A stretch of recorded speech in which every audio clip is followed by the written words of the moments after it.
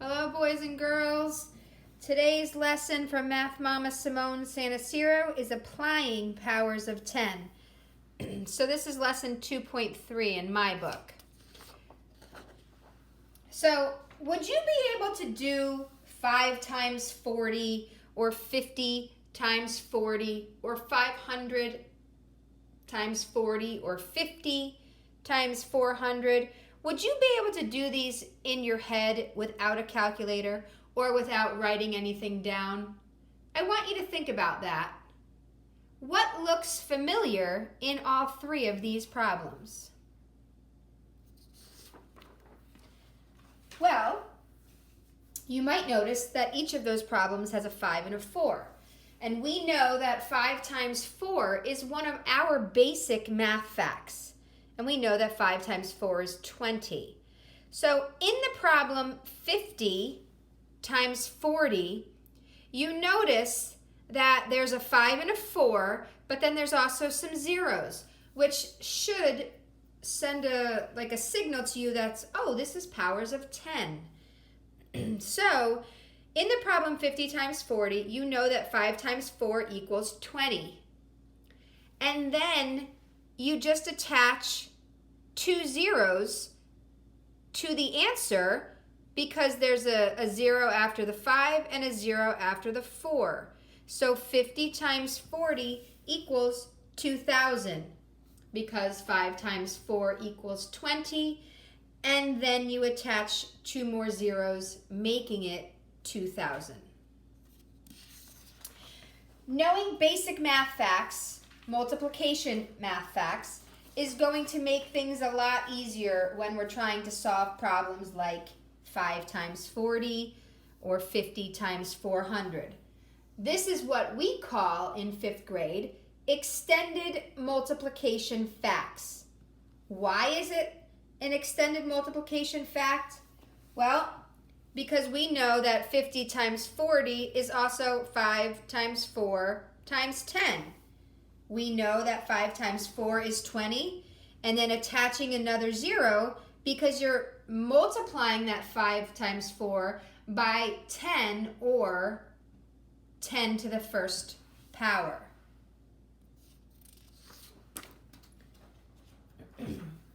Now, I kind of wanted to walk you through 50 times 400 if you were to write it down to try to help you understand it a little more. So the number 50 can be written as 5 times 10. 400 is 4 times 10 times 10. Now, the reason that 50 is 5 times 10 is because there's 1 0, which means you're multiplying by 10 to the first power. 10 to the first power means the number 1 has 1 0. 400 is 4 times 10 times 10 because there are 2 zeros. So that means you multiply by 10 2 times. So 10 times 10. Then if you combine what you have up here, you now have 5 times 4 here and here, and then times 10 times 10 times 10. So you're multiplying times 10 3 times. Then you could also write it as 5 times 4 times 10 to the third power. The reason that it's 10 to the third power is because there's 3 tens that you're multiplying together at the top.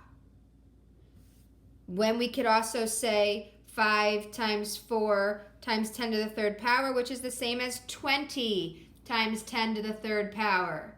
And if we have 20 and our exponent is a 3, it's going to be 20 with 3 additional zeros that we are attaching. Wow, boys and girls, that's a lot, I know. So let's look at it. Let's try another problem. If I have 600 times 300, what I want you to look at is the 6 and the 3, okay? So I have 6 and it's 600, so I'm multiplying it by 10 and by 10. 2 zeros, multiply by 10 twice. Then my 3, I'm going to multiply by 10 and by 10 because it also has 2 zeros. Now, I put the numbers 6 and the number 3 in boxes just to make them stand out, because those are the two numbers that are different than the tens. So now I want to multiply those together first. So 6 times 3, and then it's going to be multiplied by 10 to the 4th power because I multiplied by 10 once, by 10 twice, by 10 3 times, and by 10 4 times. So I'm really taking 18 and multiplying it by 10 to the 4th power, which equals 180,000. Because 18 attach 4 zeros. Now, do you think that you can do 70 times 200 in your head? I want you to try it and think about what is the basic math fact that I can pull out of this problem. Okay, I want you to pause the video. All right, boys and girls, I hope you got the same answer that I did. 70 times 200. The 7 and the 2 are the different numbers that are not zeros or not going to be 10. So we do 7 times 10, and then 2 times 10 times 10, multiplying it all together. So I'm going to do 7 times 2. And then times 10 times 10 times 10, which is where I get the 10 to the 3rd power, because I multiplied by 10 3 times. I know that 7 times 2 is 14. If I multiply it by 10 to the 3rd power, I write 14, and I do 3 zeros. I attach 3 zeros. So the idea of doing this as mental math, looking at this problem, you can say to yourself, oh, 7 times 2, 14, 1, 2, 3, attach 1, 2, 3 zeros. And that's how you could do this in your head. Now, the next thing I want to talk about is how can we estimate with powers of 10? Does that help? Well, one important point that I always try to stress to my students is when you are solving problems, you should always think about whether or not the answer that you get makes sense. Well, you might say, how do we do that? Okay. When you estimate, you're basically finding an answer that is close to the exact answer. So if you're doing a problem and you don't need to know the exact answer, you just need to get an estimate, then this is how we would do it. So for problem number 1, John multiplied 492 times 63 and got a product. Remember, product is an answer to a multiplication problem. He got a product of 480,992. And I'm asking, is that a reasonable answer?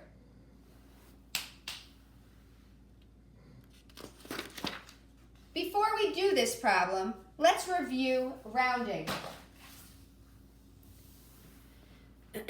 I want you to round 3,765 to the nearest 100. Now, I don't know if you know this, but here's a rounding poem that I use with my students. So, I want you to find your place. So I'm rounding to the nearest 100, so my place is going to be the 100th place. So I underline it. I'm underlining the 7 in the hundreds place. Then you look next door. So that means I underline the 7, but I put an arrow because I need to look at the 6 to help me round my answer. If that number that I'm looking at is 5 or greater, then I need to add one more.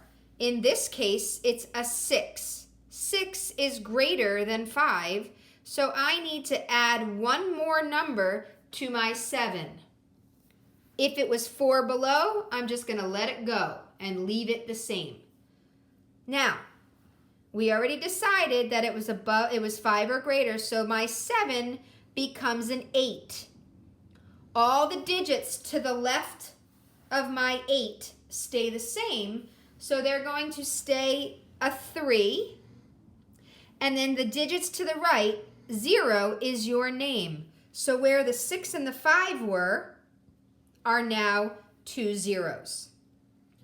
So that, boys and girls, is the rounding poem that I use to help my students remember how to round their numbers. So now let's get back to the problem. Finding out if 480,992 is a reasonable answer for 492 times 63, we would round our two numbers to the nearest multiple of a power of 10. That basically means I'm rounding to the nearest 10 if it's a 2-digit number, hundreds if it's a 3-digit number, thousands if it's a 4-digit number. So in the case of 492, I'm going to find my place, 4. I'm going to look next door. This is 5 or greater, so my 4 becomes a 5 because I add one more, and the digits to the right, 0 is their name. In 63, I'm going to find my place. I'm going to look next door. It is not 5 or greater, so I will not add one more. 4 below, I'm letting it go. That means my 6 stays a 6, and the digits to the right become a 0. So the numbers that I'm working with to estimate are 500 times 60. So the quick way would be 5 times 6 is 30, and then attach 1, 2, 3 zeros, okay? Or 5 times 10 times 10, because there's 2 zeros, times 6 times 10, because there's only 1 0. 5 times 6 times, there's 1 10, there's 2 10s, there's 3 10s, so it's times 10 to the third power. 30 times 10 to the third power is 30, and attach 3 zeros, which makes it 30,000. So the answer is not reasonable because John's answer is more than 10 times my estimate of 30,000. He got over 400,000. So there's no way that this answer is reasonable. So I want to try one more. I want to show you one more problem. Tyler multiplied 72 times 689. He got 490,608. Is Tyler's answer reasonable? Well, step 1, we have to round 72 and 689. 72 gets rounded to 70. 689 gets rounded to 700. The second step is we're going to multiply our new numbers, which are an estimate. We're not going to get an exact number. We're going to get a number that's close to the exact number or answer. So 70 times 700, 7 times 10 times 7 times 10 times 10. 7 times 7 is 49. There's 1, 2, 3 tens that I'm multiplying, right? So 10 to the third power. 49 times 10 to the third power is 49,000. 7 times 7 is 49. Attach 3 zeros. Tyler's answer is also not reasonable because his answer, again, is more than 10 times my estimate of 49,000. Tyler got 490,608, and I got an estimate of 49,000. If you notice, Tyler's answer would have 1 extra 0 than my estimate because Tyler's answer is 10 times bigger. So let's do a quick review on exponents and powers of 10. So 10 to the first power is just 10. It's the number 1 with 1 0. 10 to the second power is 10 times 10, which is 100, or it's the number 1 and 2 zeros. 10 to the third power is the number 1 and 3 zeros, or 10 times 10 times 10, which equals 1,000. Remember, the exponent, which is the little raised number, is how many zeros to attach once you multiply the basic facts together. So 7 times 50 is 7 times 5, which is 35, times 10, which is 350.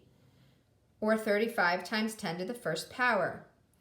And 50 times 40 equals 5 times 4, and then times 10 times 10, or 20 times 10 to the second power. The answer is 2,000. 5 times 4 is 20, and then attach 2 zeros. Boys and girls, I hope that this video helped you in some way.